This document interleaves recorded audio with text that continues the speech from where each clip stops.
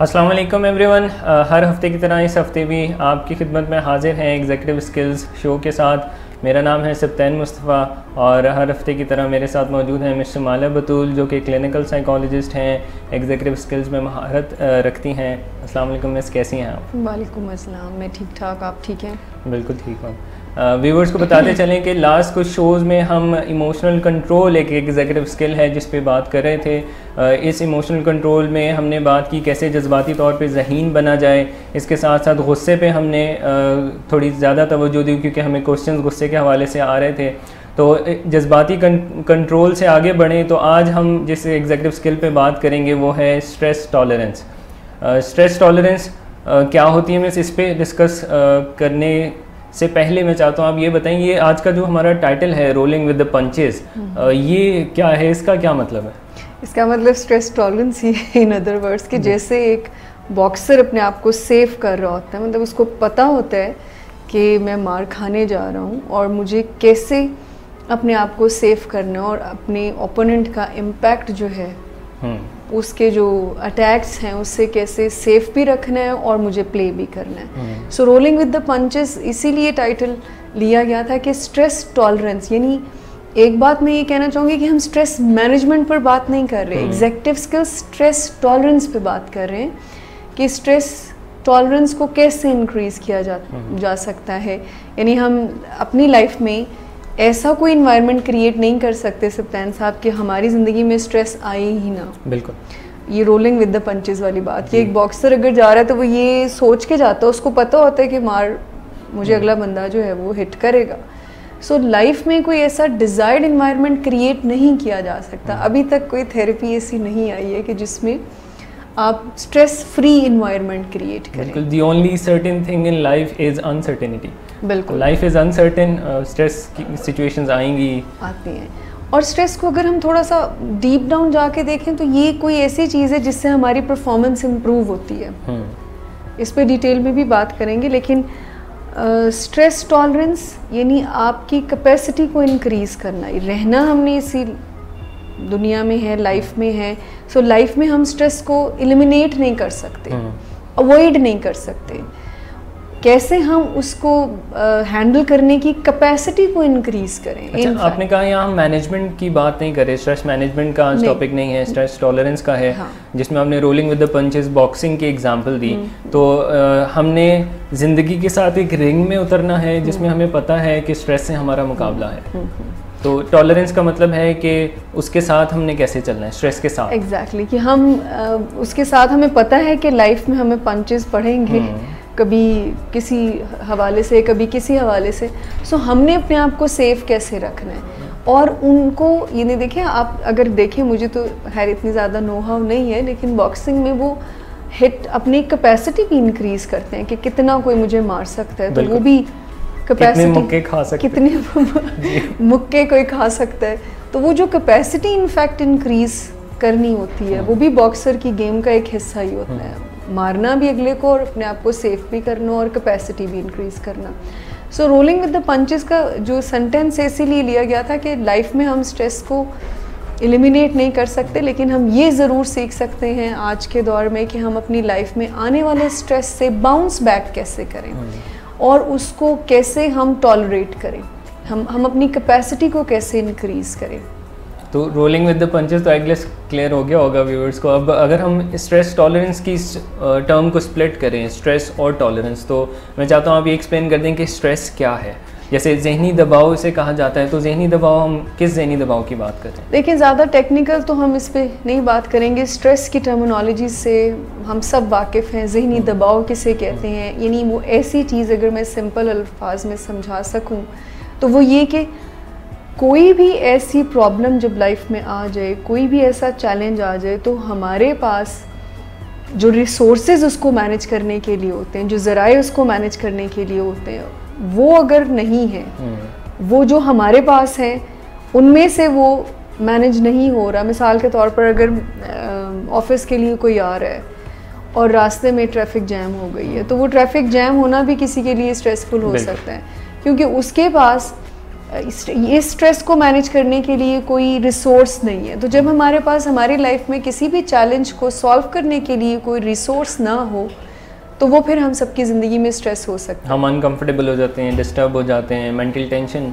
कहाँ जा सकता है। मिसाल के तौर पर एग्ज़ाम है किसी बच्चे का और एग्ज़ाम की तैयारी नहीं है अब वो उसके पास उसका हल नहीं है, सो वो स्ट्रेस हो सकता है। पेरेंट्स को आजकल जो बच्चों के साथ चैलेंजेस का सामना करना पड़ रहा है, तो उनके बच्चे हैं, प्यार करते हैं, उनसे हर चीज़ देते हैं, लेकिन उनकी टूल किट में, यानी पेरेंट्स की टूल किट में अपने एक टीम को हैंडल करने का कोई रिसोर्स, कोई ज़रिया, कोई मेथडोलॉजी, कोई टूल नहीं पड़ा हुआ। So stress by the definition हर वो चैलेंज हो सकता है जिसके हल हमारे पास नहीं है, जो हमारी नज़रों के सामने हल नहीं है। मतलब इंडिविजुअल डिफरेंसेस फिर यहाँ पर आ जाते हैं कि हो सकता है कि आपके लिए जो स्ट्रेसफुल सिचुएशन हो वो मेरे लिए ना हो, मेरे लिए जो स्ट्रेसफुल सिचुएशन हो वो आपके लिए ना हो। आप ट्रैफिक जैम में फंस कर उसमें से हल निकाल सकते हैं, ऑफिस कॉल कर दी कि जी मैं यहाँ, ये आपके पास हल था ना, लेकिन किसी और बंदे के लिए या मेरे पास ना हो, तो मैं वो जो कैफियत हमारी बॉडी सेंड करती है, वो जो एक फिजियोलॉजिकल चेंजेस आते हैं, तो वो स्ट्रेस कहलाते हैं। उसकी टेक्निकलिटीज़ को हम आगे डिस्कस करेंगे। सो ज़हनी दबाव कोई भी ऐसा इवेंट, कोई भी ऐसा चैलेंज, कोई भी ऐसी प्रॉब्लम जिसका हल हमारी टूल किट में ना हो, तो उसको स्ट्रेस का नाम दिया जा सकता है या दिया जाता है इनफैक्ट। तो अब टॉलरेंस पे बात करें। स्ट्रेस तो आपने काफ़ी अच्छे से एलैबोरेट किया। अब टॉलरेंस क्या है? आपने कहा कैपेसिटी, बर्दाश्त, तो एबिलिटी ये पैदा कर लेना कि स्ट्रेस के साथ चलना। देखिए, टॉलरेंस का मीनिंग उर्दू में बर्दाश्त होता है।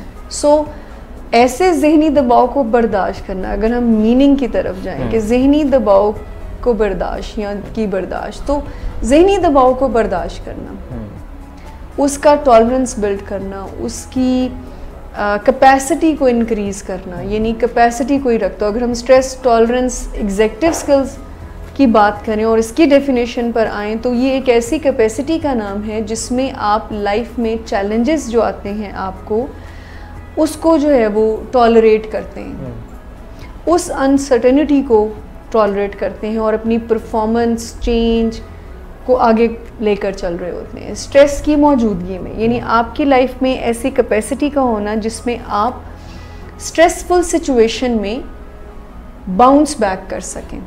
स्ट्रेसफुल सिचुएशंस में बाउंस बैक करने से मुराद ये है कि वहाँ पर फंसने की बजाय आप अपनी, यानी आप कह लें कि हमारी जो एबिलिटी है, हमारी जो ability to thrive, very right, thrive करने की जो एबिलिटी है, वो स्ट्रेस टॉलरेंस हमारी क्रिएट करती है कि लाइफ सिचुएशन में हमें थ्राइव करना होता है। हमें परेशान हैं, हम मुश्किल हालात में हैं, उसके बावजूद हम इफ़ेक्टिवली का मतलब कि हम नुकसान उठाए बगैर ज़िंदगी में आगे बढ़ते हैं। हाँ, तो उसको हम स्ट्रेस टॉलरेंस एग्जैक्टली ये जो थ्राइव का वर्ड बोला है बिल्कुल यही बिल्कुल फिट कर होता है इसमें कि लाइफ में थ्राइव करना स्ट्रेसफुल सिचुएशंस में बाय द डेफिनेशन, यानी ऐसी एबिलिटी और कैपेसिटी का होना कि स्ट्रेसफुल सिचुएशन में लाइफ को आगे लेके चलना, बढ़ना आगे।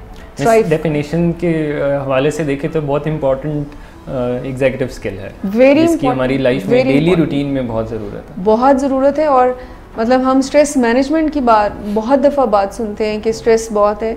ये कितनी एक यूनिक सी स्किल है कि हम स्ट्रेस, वो पिछले दिनों डॉक्टर साहब भी बात कर रहे थे कि प्रॉब्लम से घबराएं मत, लाइफ में प्रॉब्लम प्रोन हो जाए, कि अगर लाइफ में प्रॉब्लम्स ही ना आ रहे तो लाइफ कितनी ज़रा बदमज़ा सी नहीं हो जाएगी कि जो हम चाहते हैं आज अगर आप सोचें कि जो आप लाइफ में चाहते हैं आपको मिल जाए, खुशी हो तो खुशी की अहमियत नहीं रहती है।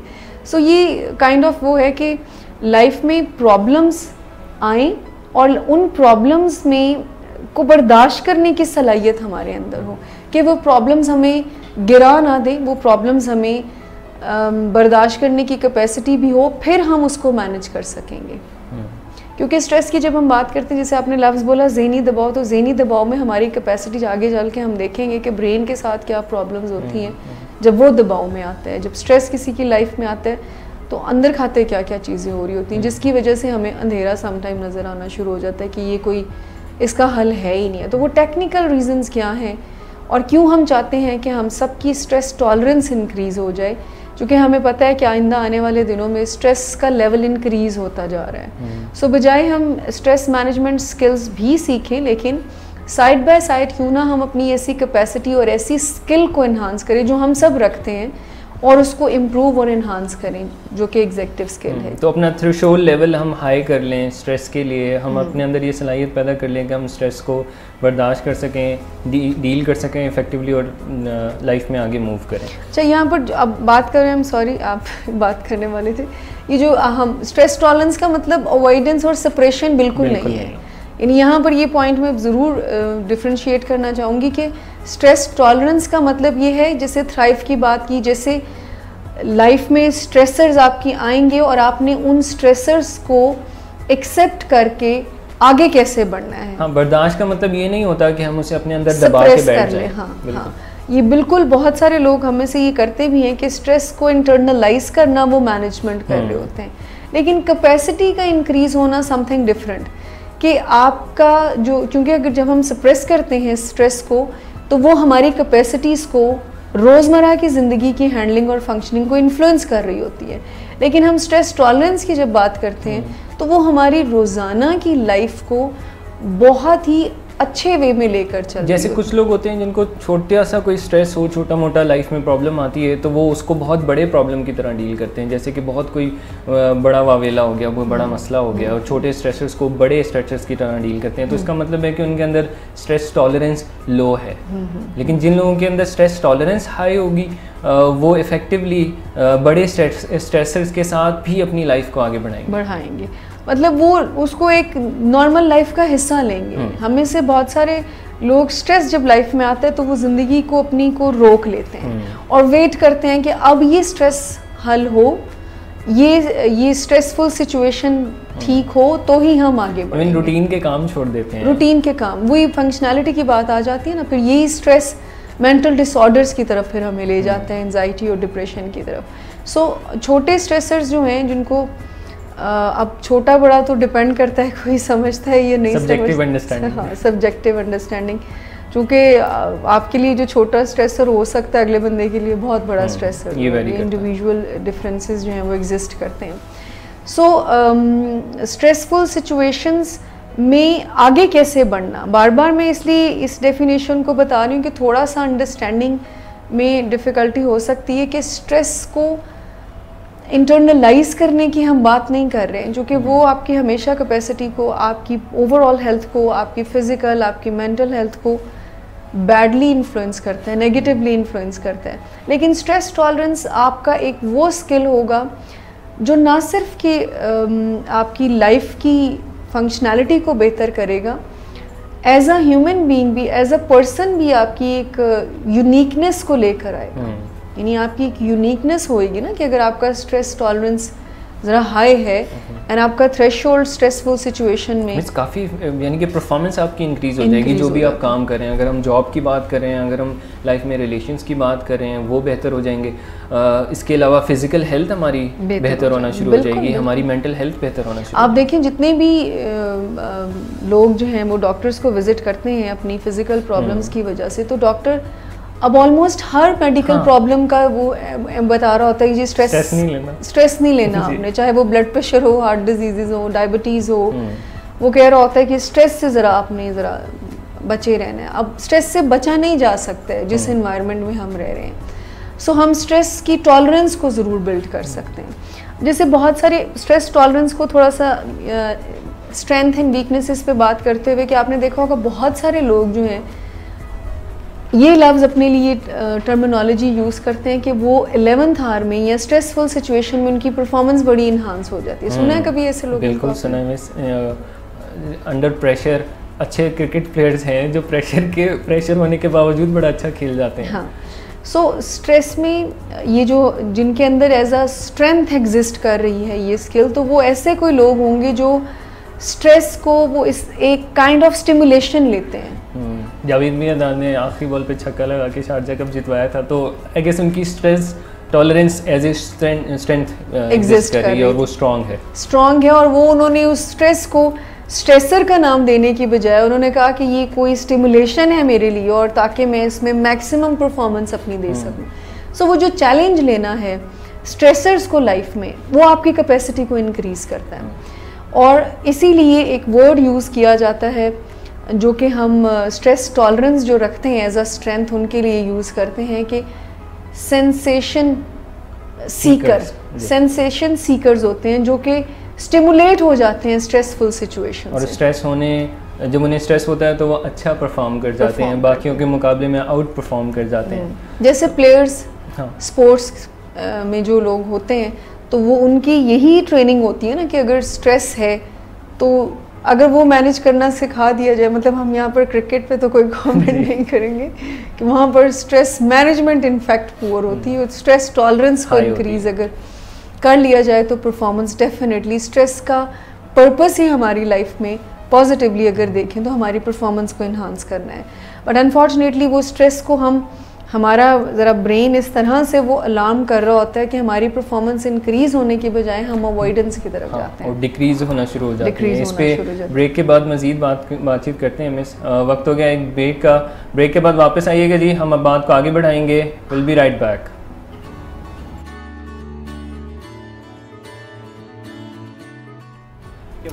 अस्सलाम वालेकुम, वेलकम बैक एवरीवन। आप देख रहे हैं एग्जीक्यूटिव स्किल्स शो। हम बात कर रहे हैं स्ट्रेस टॉलरेंस पे। बात करते हुए हमारे पास रहीमुल्लाह खान साहब का क्वेश्चन आया है, what is the difference between stress and anxiety. तो मैं इस क्वेश्चन से हम दोबारा आगाज़ करते हैं अपनी डिस्कशन का। स्ट्रेस और एंजाइटी में क्या फ़र्क? स्ट्रेस को एक बड़ी टर्मिनोलॉजी में लिया जाता है। अगर स्ट्रेस या जहनी दबाव रिलेटेड है आपके फ्यूचर से, फियर उसके अंदर है, तो ये एंजाइटी होता है। जैसे जिस हर वो सोच जिसमें ये ख्याल आए कि पता नहीं क्या होगा का यानी कि ऐसा ना हो जाए, वैसा ना हो जाए, ये हो गया तो क्या होगा, वैसा हो गया तो क्या होगा। सो जो भी स्ट्रेस हमारा फ्यूचर रिलेटेड होता है तो वो एंजाइटी कहलाती है। यानी इनफैक्ट एंजाइटी एक इमोशनल प्रॉब्लम है, यानी हमारे खौफ की जो प्रोपोर्शन है हमारे अंदर वो ज़्यादा हो जाता है तो एंजाइटी कहलाता है। लेकिन स्ट्रेस की ही फॉर्म एंजाइटी है। आप समझ लें कि स्ट्रेस अगर फ्यूचर रिलेटेड है तो वो एंजाइटी है, स्ट्रेस अगर पास्ट रिलेटेड है तो वो डिप्रेशन है। अगर गुजरे हुए वक्त के बारे में आता है कि ऐसा क्यों हुआ, काश ऐसा ना होता, वो डिप्रेशन कहलाता है, आपके अंदर सैडनेस को लेकर आता है। एंड एंजाइटी जिसको कहते हैं वो ऐसा स्ट्रेस है जो कि something related to your future के, जिसको खदशात कहते हैं, खदशात तो है वो स्ट्रेस की फॉर्म। दोनों चीज़, घबराहट भी कहेंगे एंजाइटी, यानी वो फ्यूचर रिलेटेड सोचें, जैसे मैंने कहा कि पास्ट रिलेटेड सोचें आपके अंदर सैडनेस को क्रिएट करती हैं, उदासी को, अफसुर्दगी को क्रिएट करती हैं। फ्यूचर रिलेटेड सोचें आपके अंदर घबराहट और बेचैनी को क्रिएट करती हैं। तो वो परेशानी जो हमें आने वाले वक्त से मुंसलिक है उसको हम एंजाइटी कहेंगे, घबराहट कहेंगे, जिसमें मेरा एग्ज़ाम है पता नहीं क्या होगा, मेरा इंटरव्यू है पता नहीं क्या होगा, मेरी उसके साथ मीटिंग है क्या होगा। तो इस तरह की थॉट, हाँ, यानी वो जहनी दबाव या वो स्ट्रेस जो हमारे मुस्तकबिल या फ्यूचर से रिलेटेड होता है तो उसको एंजाइटी कहते हैं। आई होप रहीमुल्लाह साहब को उनका जवाब मिल गया होगा स्ट्रेस और एंजाइटी के दरमियान फ़र्क। हम लोग स्ट्रेस टॉलरेंस पे बात कर रहे थे, तो miss stress tolerance as a executive skill इसको डिस्कस कर रहे हैं हम, तो इसका बाकी दूसरे एग्जीक्यूटिव स्किल्स जो हैं उनसे क्या रिलेशन है? जी बिल्कुल, बहुत अच्छा सवाल किया, बहुत ज़्यादा रिलेशन। आप देखें कि फ्लेक्सिबिलिटी एक एग्जीक्यूटिव स्किल है, वो स्ट्रेस टॉलरेंस से डायरेक्टली इन्फ्लुएंस होती है। अगर किसी का स्ट्रेस टॉलरेंस हाई है तो फ्लेक्सिबिलिटी हाई होएगी, अगर किसी का स्ट्रेस टॉलरेंस लो है तो फ्लेक्सिबल नहीं होगा, वो फ्लेक्सिबल नहीं होगा, बिकॉज वो छोटे छोटे स्ट्रेसर्स पर कोलैप्स करने वाला है, तो वो फिर कैसे चेंज को अडॉप्ट कर सकता है। क्योंकि स्ट्रेस टॉलरेंस की डेफिनेशन पे जब हमने डिस्कस किया था कि थ्राइव करना स्ट्रेसफुल सिचुएशन में जिसमें डिमांड्स आ रही हैं आपको लाइफ की, और फ्लेक्सिबल अगर स्ट्रेस टॉलरेंस नहीं है तो आप फ्लेक्सिबल नहीं हो सकते, आप चेंज को एक्सेप्ट नहीं कर सकते, और चेंज जहाँ भी आता है वहाँ हमें डिस्कम्फर्ट तो आता ही है, वहाँ हम रेजिस्टेंस तो प्रोसेस है, चेंज का एक प्रोसेस, चेंज प्रोसेस में रेजिस्टेंस आती है। किसी दिन हम चेंज पे ज़रूर बात करेंगे इसी के हवाले से, काफ़ी इंटरेस्टिंग टॉपिक। हाँ, सो डेफिनेटली इसका बहुत गहरा कंट्रोल जो हमने लास्ट वीक में डिस्कस किया, इमोशनल कंट्रोल का भी एंड इम्पल्सिविटी यानी रिस्पॉन्स इनहिबिशन भी अगर आप देखें तो हर एग्जीक्यूटिव स्किल ऑलमोस्ट इन्फ्लुएंस होती है। आप सस्टेन अटेंशन देख लें, आप गोल डायरेक्टेड परसिस्टेंस देख लें, आप रिस्पॉन्स इनहिबिशन देख लें, तो हर एग्जीक्यूटिव स्किल का रिलेशन है स्ट्रेस टॉलरेंस से। स्ट्रेस टॉलरेंस अगर किसी की वीक है तो हर एग्जीक्यूटिव स्किल ज़रा ख़तरे में पड़ी हुई है, ठीक है। वो अगर किसी की स्ट्रेंथ है तो बाकी जो एग्जीक्यूटिव स्किल्स हैं वो स्ट्रेंथ के तौर पर एग्जिस्ट कर सकते हैं। तो स्ट्रेस टॉलरेंस की इम्पोर्टेंस को हम यहाँ पे निगेट नहीं कर सकते जी। बहुत इंपॉर्टेंट एग्जीक्यूटिव स्किल है जिसका असर बाकी सब एग्जीक्यूटिव स्किल्स पे भी हो रहा है। मिस, अगर अब हम बात कर रहे थे कि हम कुछ टेक्निकल बातें भी करेंगे जी। कि हमारे ब्रेन और बॉडी में क्या हो रहा होता है जब स्ट्रेस में हम होते हैं, तो मैं चाहता हूँ आप वो भी एक्सप्लेन कर दें। देखिए, बॉडी में तो कुछ हार्मोनल चेंजेस हो रहे होते हैं, ब्रेन में भी हमने देखा है स्ट्रेस हार्मोन्स होते हैं। हम ज़्यादा टेक्निकल लैंग्वेज यूज़ नहीं करेंगे, कोशिश करेंगे कि आसान अल्फाज में अपने व्यूवर्स को बता सकें कि बॉडी में क्या हो रहा होता है। हमारे दिमाग का एक हिस्सा होता है, आप यहाँ पे विलिंग वेस्ट के प्लेटफॉर्म से अक्सर आपने भी और हमारे व्यूवर्स ने भी सुना होगा, जिसको हम ह्यूमन ब्रेन कह रहे होते हैं कि ह्यूमन ब्रेन होता है, इंटेलेक्चुअल ब्रेन होता है। एक हमारे ब्रेन का पार्ट होता है जिसको CEO ऑफ द ब्रेन कहते हैं, टेक्निकली उसका नाम प्री फ्रंटल कॉर्टेक्स होता है। यानी वो दिमाग का हिस्सा हमारे मेजर फंक्शंस को, चाहे वो मेमोरी है, वो बिहेवियर है, इवन हमारे डिसीजंस हैं और भी बहुत मेजर फंक्शंस को वो डायरेक्ट कर रहा होता है, वो सुपरवाइज कर रहा होता है, वहाँ से वो सारा जो है वो उसको हैंडल कर रहा होता है। ये जो CEO ऑफ द ब्रेन है, जिसको ह्यूमन ब्रेन कह रहे हैं, जिसको प्री फ्रंटल कॉर्टेक्स का नाम दिया जा रहा है, हमारी बॉडी में जब हम स्ट्रेसफुल सिचुएशन में होते हैं तो असल में होता ये है कि एनवायरनमेंट में कोई चेंज आ रहा होता है एंड एनवायरनमेंट को हमारा ब्रेन कोट कर रहा होता है कि अच्छा अब अलर्ट हो जाओ। अब जब वो अलर्ट होना होता है तो हमारी बॉडी में फ़ौरन से फाइट या फ्लाइट वाली स्टेट आ जाती है। कुछ हार्मोन्स के लेवल इंक्रीज होते हैं, कुछ के कम होते हैं। ज़्यादा की बात हम नहीं करेंगे, मेजर 2 हार्मोन्स की बात करेंगे, एक डोपामिन की और एक कोर्टिसोल की। डोपामिन के जो लेवल हैं, जो कि एक ब्रेन केमिकल है, जो कि रिस्पॉन्सिबल है हमारे मूड के लिए और भी बहुत सारी हमारे रिवॉर्ड सर्कल को हिट करने के लिए वो बहुत उसका ज़रा ज़्यादा स्टिमुलेशन चाहिए होती है। सो वो जो केमिकल जब इंक्रीज़ होता है, यानी स्ट्रेस में वो इंक्रीज हो जाता है, उसके इंक्रीज होने से हमारा जो CEO ऑफ द ब्रेन है, इसकी एक्टिविटी बंद हो जाती है। इनकी इंसानी दिमाग जो है वो डोपामीन जब हाई होगा तो वो अपना काम कम कर देगा। अब देखिए एडिक्शन में भी हम यही बात कर रहे होते हैं ना, मूड डिसऑर्डर में भी यही डोपामिन है जो मैनिपुलेट होता है।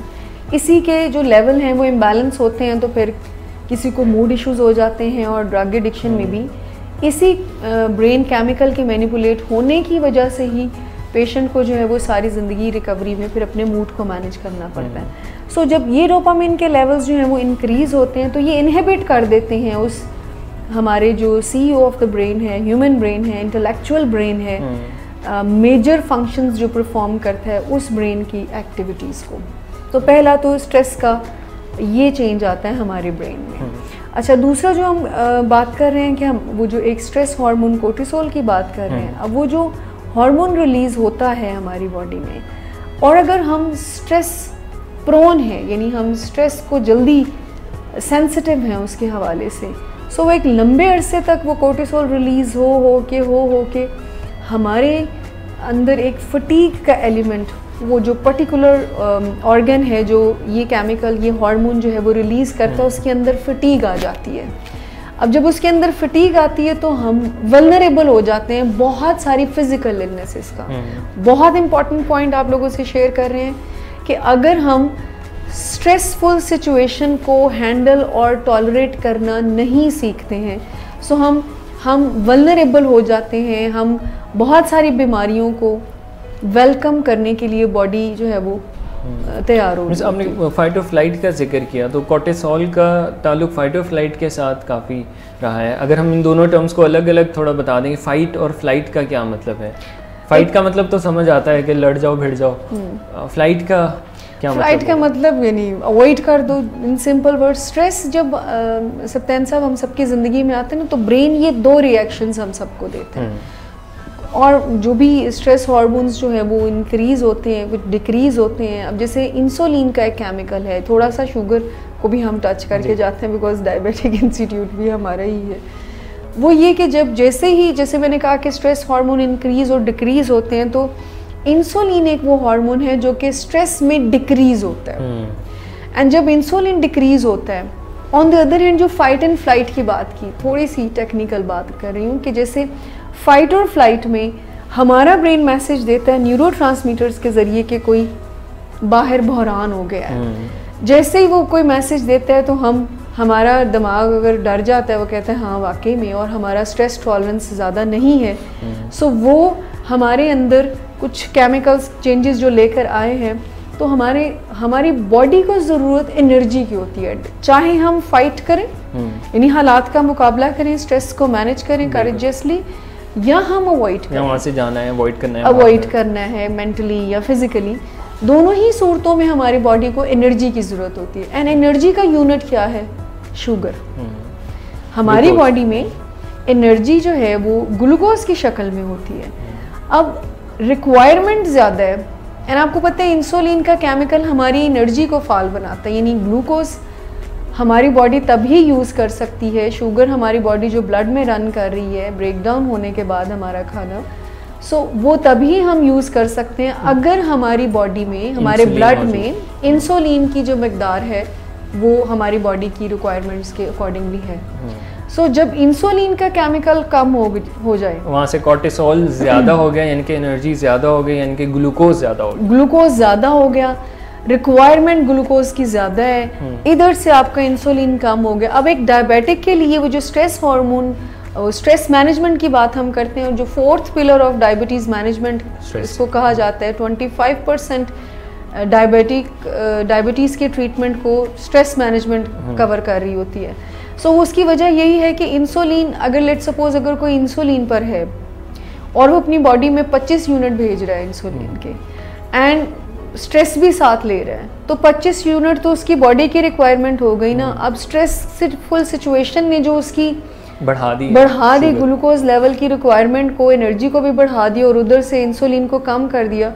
बहुत सारे लोग फिर हमने देखे हैं ऐसे कि जो कहते हैं कि जी हम डॉक्टर की हिदायत के मुताबिक एक चीज़ कर रहे हैं, लेकिन हमारा शुगर लेवल फिर भी कंट्रोल नहीं होता। तो उसकी रीज़न यही होती है कि वो हो सकता है कि जब वो इंसुलिन लगा रहे हो तो साथ ये भी स्ट्रेस हो कि ये क्या मुसीबत है, हर दफ़ा मुझे खाने से पहले ये तकलीफ लेनी पड़ती है। ये जो स्ट्रेस है, ये जो हम केमिकल्स और हार्मोन्स की बात कर रहे हैं, तो जब इसके लेवल इंक्रीज़ होते हैं, और ख़ास करके कोर्टिसोल के, और इन द लॉन्ग रन ये फिर हमारे अंदर फिजिकल इलनेसेस को लेकर आती है। कौन से ऐसे डैमेजेस हैं जो एक लंबे अरसे तक स्ट्रेस में रहने वाले शख्स के साथ हो सकते हैं? तमाम डैमेजेस, जितनी भी इलनेसेस हैं, heart disease, blood pressure, even weight gain, sleep disturbances, यानी स्ट्रेस को ज़्यादातर समझा जाता है कि ये मेंटल डिसऑर्डर्स की रीज़न बनते हैं, यानी एंजाइटी, डिप्रेशन या मूड डिसऑर्डर्स जो हैं बन जाते हैं, या एडिक्शन प्रॉब्लम्स आ जाती हैं स्ट्रेस की वजह से। लेकिन मैं आपको बताऊं कि इम्पेयरमेंट शुरू हो जाती है, यानी ये कहा जाता है कि स्ट्रेस डिस्ट्रॉय करती है हमारे मसल्स एंड बोन्स को। स्ट्रेस हमारी स्लीप की प्रॉब्लम्स को क्रिएट करती है, हमारी मेंटल फंक्शनैलिटी को डिस्टर्ब करती है। जैसे मैंने कहा कि heart disease, blood pressure, even cancer तक का प्रॉब्लम स्ट्रेस की वजह भी, यानी उसकी इटियोलॉजी में भी क्रॉनिक स्ट्रेस की बात कर रहे हैं, क्रॉनिक स्ट्रेस की बात कर रहे हैं, पेपर्स और इंटरव्यूज की बात नहीं कर रहे। नहीं, पेपर्स का स्ट्रेस बहुत ज़्यादा होता है, बहुत ज़्यादा होते हैं, पैनिक अटैक हो जाता है। इंडिविजुअल डिफरेंसेस हैं, लेकिन स्ट्रेस को, यानी ये इतनी फिजिकल इलनेसेस हमारी लाइफ में लेकर आते हैं, और इम्यूनिटी सबसे हमारा इम्यून सिस्टम, हमारी क़ुव्वत मुदाफ़त को एक लंबा अरसा अगर हम स्ट्रेसफुल स्टेट में रहते हैं तो हमारी इम्यूनिटी बहुत इफेक्ट हो जाती है। इम्यूनिटी वीक होने का मतलब है कि जो वायरसेस हैं, बुखार और ये सब चीज़ें हमें ज़्यादा इफेक्ट करेंगी, और हमारा जो निज़ाम है, क़ुव्वत मुदाफ़त का निज़ाम जो है वो इफ़ेक्ट होना शुरू हो जाता है, और हमारी हीलिंग वीक होना शुरू हो जाती है। आप देखिए, अब इसमें कोई लाइफ का एरिया बाकी नहीं रहा कि जिसको स्ट्रेस जो है वो इन्फ्लुएंस नहीं कर रही। इसीलिए स्ट्रेस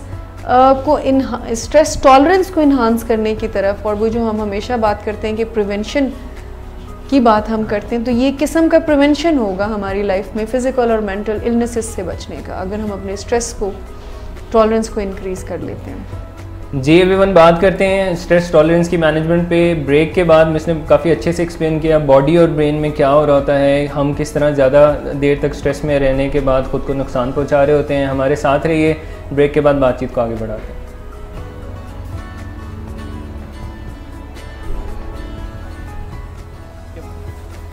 वेलकम बैक एवरीवन, आप देख रहे हैं एग्जीक्यूटिव स्किल्स शो। हम बात कर रहे हैं स्ट्रेस टॉलरेंस पे। अभी हम मिस शुमाइला ने हमें एक्सप्लेन किया कि कैसे हमारी बॉडी में चेंजेस आ रही होती हैं, केमिकल चेंजेस, कौन से ब्रेन एरियाज़ हैं जो स्ट्रेस में इन्वॉल्व होते हैं, स्ट्रेस टॉलरेंस में इन्वॉल्व होते हैं। मिस ब्रेन और बॉडी को तो हमने काफ़ी डिस्कस किया, अब हम थोड़ा बाकी फैक्टर्स को अगर डिस्कस करेंगे, कौन सी और चीज़ें हैं जिनका ताल्लुक स्ट्रेस टॉलरेंस के साथ है rather than brain and body. अभी हमने ब्रेन का बताया कि ब्रेन में होता क्या है कि ब्रेन में हमारा जो सरदार ब्रेन है वो स्ट्रेस में काम नहीं करता है, इंसानी दिमाग काम नहीं करता। एक तो हमारा ये बड़ा लॉस हो जाता है कि कुछ ऐसे ब्रेन केमिकल इंक्रीज हो जाते हैं कि जिसमें हमारा समझदार ब्रेन जो है वो ऑफ हो जाता है। दूसरा हमने कहा कि अगर हम एक लंबे अरसे तक स्ट्रेस को लेते रहेंगे और स्ट्रेस का इफ़ेक्ट जो एक लंबे अरसे के बाद वो ये होगा कि हम बहुत सारी फिजिकल और मेंटल इलनेसेस का शिकार हो सकते हैं, ठीक है, वल्नरेबल हो सकते हैं। अभी आपने सवाल किया कि और कौन से फैक्टर हैं जो स्ट्रेस टॉलरेंस को इन्फ्लुएंस करते हैं, तो सबसे मेन फैक्टर जो है वो आपका जीन्स है कि आप कैसे जीन्स कैरी करते हैं। वो मतलब हो सकता है कि एक फादर बहुत अच्छा, उसके अंदर स्ट्रेस टॉलरेंस जो है वो एज अ स्ट्रेंथ है, तो चांसेस हैं कि उनके आगे ऑफस्प्रिंग्स में भी जो है वो स्ट्रेस टॉलरेंस जो एज अ स्ट्रेंथ एग्जिस्ट कर रही होगी। इसके अलावा इन्वायरमेंट का बहुत ज़्यादा रोल होता है, इन्वायरमेंट का। अब इन्वायरमेंट हमें चैलेंजेस दे रहा होता है।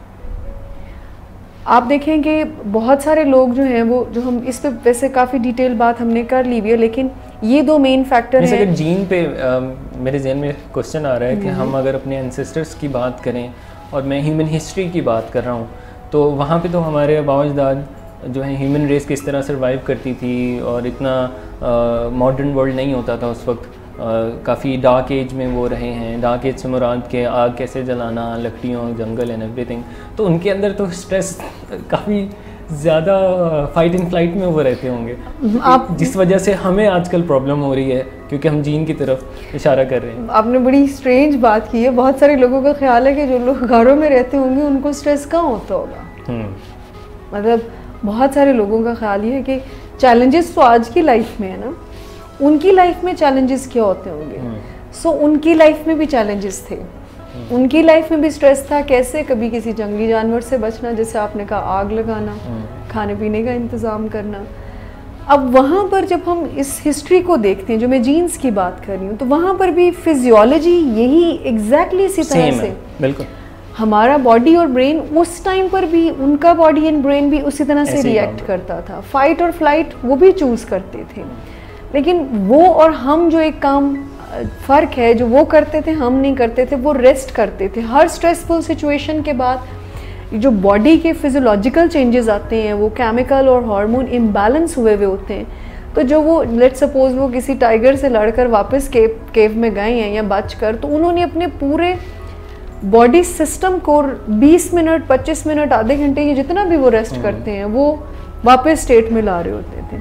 बट आप देखें हमारे, अब उनकी निस्बत हमारे स्ट्रेसर्स ज़्यादा है लाइफ में। शक्लें तब्दील हो गई लेकिन क्वांटिटी आई गेस बढ़ गई है स्ट्रेस, यानी स्ट्रेसर्स भी ज़्यादा हो गए हैं और रेस्ट भी कम हो गया है। यानी वो जो रात हमने एक रेस्ट के लिए अल्लाह ताला ने बनाई हुई है, हम उसमें भी रेस्ट नहीं करते। उसमें भी हम मोबाइल, लैपटॉप, उसमें भी स्ट्रेस इंक्रीज कर रहे होते कि कितनी लाइक्स मिल गई, मुझे नोटिफिकेशन आई हुई है, और there are so many distractions जो कि जिनको कि अब स्क्रीन एडिक्शन कहा जाता है। तो वो रेस्ट नहीं कर रहे होते। ये फ़र्क है कि वो तैयार होते थे अगले स्ट्रेसर को जो है वो हैंडल करने के लिए, लेकिन हम पिछले स्ट्रेसर को हैंडल नहीं करते, अगला उससे बड़ा लगता है। वो जो फिर हम इम्यूनिटी की बात कर रहे थे, हीलिंग की बात कर रहे, तो फिर हम स्ट्रेस सेंसिटिव हो जाते हैं।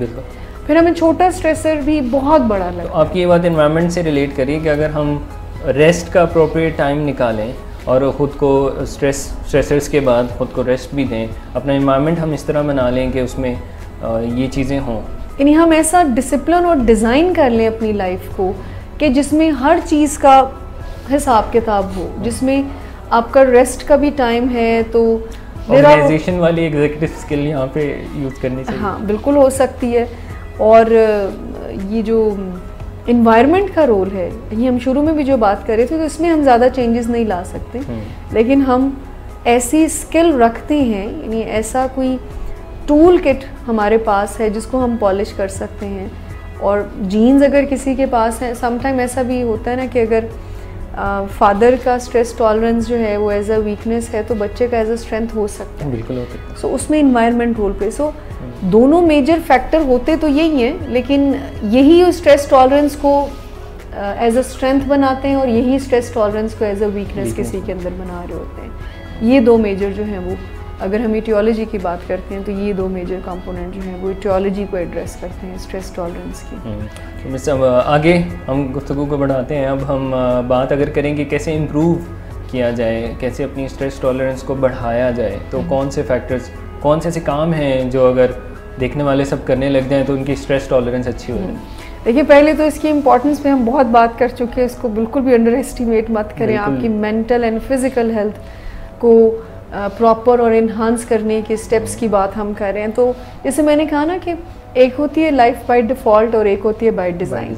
सो हम अपनी लाइफ को जो डिज़ाइन करें इस तरीके से, यानी हम अपनी लाइफ में कुछ ऐड कर लें आज, अगर हम नहीं कर रहे तो ये वही काम है जो हम करते हैं, उसको ज़रा प्रॉपरली करना शुरू कर दें।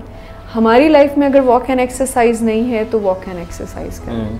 सबसे पहला एडिशन स्ट्रेस टॉलरेंस को इंक्रीज करना। इसकी बात इनफैक्ट हमने इमोशनल कंट्रोल में भी की थी कि एक्सरसाइज और वॉक का होना लाइफ में बहुत ज़रूरी है। और बाकायदा वॉक करने से हमारे ऐसे हार्मोन्स बनते हैं बॉडी में, ऐसे न्यूरोट्रांसमीटर्स डेवलप होते हैं जो हमें जो हमारा मूड बेहतर करते हैं, जो हमारी टॉलरेंस को बढ़ा सकते हैं, जो हमारी स्ट्रेस मैनेजमेंट कैपेसिटीज़ को जो है वो इंक्रीज़ करते हैं। यानी वॉक एंड एक्सरसाइज ऐसे केमिकल्स को रिलीज़ करता है जो कि हमारी बॉडी में स्ट्रेस मैनेजमेंट को इनफैक्ट इंक्रीज़ करते हैं और हमें रेजिलिएंट बनाते हैं। रेजिलिएंट मीन बाउंस बैक करना सिचुएशन से। सो वॉक एंड एक्सरसाइज अपनी ज़िंदगी का हिस्सा रखें। कम अज़ कम 30 मिनट की वॉक। हमें ये नहीं कह रहे हम कि आप जिम जाएं और मेंबरशिप लें, इसकी बात हम नहीं कर रहे। डेली या हफ्ते में 3 से 4 दफ़ा 30 मिनट की वॉक अपनी ज़िंदगी का जो है वो हिस्सा बना लें, कम अज़ कम। हम एक्सरसाइज की बात करें तो ये क्लियर करते चलें कि ज़्यादा एक्सरसाइज करना वो भी हेल्दी नहीं होता है। वो excess of everything is bad, लेकिन एक्सरसाइज जब हम ज़्यादा करते हैं तो हमारी बॉडी में ऐसे एसिड्स बनते हैं जो अनहेल्दी होते हैं। बहुत सारे लोग कहते हैं कि जी सारा दिन हम नहीं करते और जिम में 2 घंटे दबा के करते हैं तो वॉक एंड एक्सरसाइज तो करते हैं। आप देखिए मूड प्रॉब्लम्स वहाँ पर बड़ी होती हैं। उनके लिए डिफ़िकल्ट होता है अपने मूड को मैनेज करना, उनके लिए डिफ़िकल्ट होता है एक दिन का आगाज़ करना। अगर देखिए, जैसे पिछले दिनों सर भी इस बात को बहुत अच्छे, डॉक्टर सदाकत बहुत अच्छे तरीके से एक्सप्लेन कर रहे थे कि एक बंदा जब सारा दिन कुछ नहीं खाता है और शाम में जाकर बहुत खा लेता है तो क्या वो हेल्दी होगा? फ़ायदा तो नहीं देगी वो चीज़। इसी तरह से अगर हम सारा दिन एक्सरसाइज नहीं करते, सारा दिन हम ऑफिस में एक चेयर पे बैठे रहें और शाम में जाकर 2-3 घंटे जो है अपने आप को इतना ज़्यादा टॉर्चर करें, तो ये भी हेल्दी नहीं है बॉडी के लिए। अच्छा, अब यहाँ पर समटाइम ये आ जाता है कि वॉक की चूँकि आदत अगर नहीं होती किसी को तो उसके लिए बहुत मुश्किल होता है अपनी लाइफ में वॉक को ऐड करना। इसके लिए हमें रिसर्चेस ये भी हेल्प करती हैं कि आप चंक्स में भी कर सकते हैं। बिल्कुल, हर घंटे डेढ़ के बाद आप कोई 5-6 मिनट का वॉक कर लें। तो इस तरह से बॉडी को, जिसको कहते हैं ना कि मूवमेंट, हम फिजिकल एक्टिविटी को प्रमोट कर रहे हैं। एक्सरसाइज और वॉक का मतलब है कि आप फिजिकली एक्टिव रहें, अपनी बॉडी की लिमिट्स को एक्सपैंड करना, in other words walk and exercise. दूसरी जो है वो हेल्दी ईटिंग है। अब इस पर हम बाकायदा एक प्रोग्राम कर सकते हैं कि हेल्दी ईटिंग है क्या। वैसे वेट मैटर्स में हारून क्रिस्टी साहब और में सामना जावेद बहुत अच्छे तरीके से वो हमें हेल्प करते हैं, डाइट के बारे में भी और वेट के बारे में भी। सो हेल्दी ईटिंग, वैसे आपका पॉइंट ऑफ व्यू क्या है? हेल्दी ईटिंग क्या होती है? बैलेंस डाइट होनी चाहिए। बैलेंस डाइट का मतलब है कि उसमें सब चीज़ें हों। अगर कोई शख्स सिर्फ सब्जियों से गुजारा कर रहा है वो भी ठीक नहीं है, कोई सब सिर्फ गोश्त खाते हैं वो भी ठीक नहीं है। तो बैलेंस होनी चाहिए, उसमें कुछ मीट भी हो, कुछ वेजिटेबल्स हों, फ्रूट्स हों, बीन्स हों, दालें वगैरह। तो ये कुछ बैलेंस लेके हमें चलना चाहिए। अच्छा, यहाँ पर ये बताना बहुत ज़रूरी है कि बहुत सारे लोग उनसे जब हम खाने की बात करते हैं ना कि आपका डाइट कैसा, तो कहते हैं डाइट बिल्कुल अच्छा है, मैं दिन में सिर्फ खाना मेरा कंट्रोल है, खाने का मैं इतना ज़्यादा मुझे प्रॉब्लम नहीं होती है, मैं दिन में 2 दफ़ा ही खाना खाता हूँ। ये हेल्दी डाइट नहीं है, ये हेल्दी ईटिंग नहीं है। स्मॉल मील्स लेना और 6 to 8, 9 जो है वो रिसर्चेज अब कहती हैं। अब उससे मुराद ये नहीं है कि हम वो जो 6 टाइम्स अगर हमने बनाना 6 टाइम 2-2 रोटियाँ, 2-2 रोटियाँ। मैं कल ही एक क्लाइंट से बात कर रही थी तो मैंने उनका पूछा आपका नाश्ता, तो उन्होंने कहा जी 2 पराठे खाते हैं। अब 2 पराठे, जब मैंने उनको बैलेंस डाइट की बात बताई तो मैंने कहा डजंट मीन दैट कि आप 6 दफ़ा कोई 1-1, 2-2 पराठे खाएं, ये नहीं। इससे आपका मेटाबॉलिज्म बेहतर होता है स्मॉल मील से, स्मॉल मील लेने से।